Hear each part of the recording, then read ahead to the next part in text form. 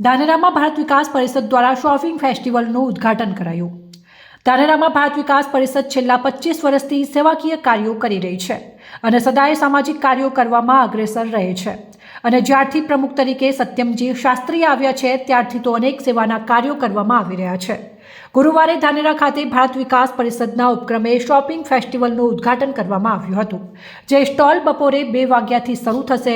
અને રાત્રિના 10 વાગ્યા સુધી ચાલુ રહેશે। આ કાર્યક્રમના ઉદ્ઘાટનમાં ધાનેરાના ભાજપ અગ્રણી ભગવાનભાઈ પટેલ, વસંતભાઈ પુરોહિત, બ્રહ્માકુમારી સંસ્થાના રશ્મિ દીદી, શહેર કોંગ્રેસ પ્રમુખ હરિસિંહ રાજપૂત, શહેર ભાજપ પ્રમુખ તરુણભાઈ મોદી, મહામંત્રી રાજેશ ત્રિવેદી, ઈશ્વરભાઈ ચૌધરી, કૈલાસભાઈ ત્રિવેદી,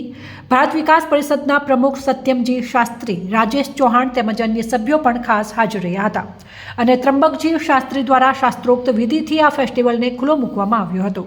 જેમાં વિવિધ પ્રકારના 100 જેટલા સ્ટોલ લગાવવામાં આવ્યા હતા અને તમામ સ્ટોલમાં અલગ અલગ પ્રકારની સામગ્રી જોવા મળી હતી, જેમાં એક સ્ટોલમાં ખાસ HIV પીડિત લોકોના સહયોગ માટે પણ સ્ટોલ લગાવવામાં આવ્યો હતો।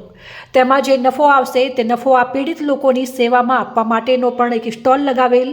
જોવા મળ્યો હતો। આ અંગે ભાજપ અગ્રણી ભગવાનભાઈ પટેલે જણાવેલ કે ભારત વિકાસ પરિષદ દ્વારા ફેસ્ટિવલ શોપિંગની સાથે સાથે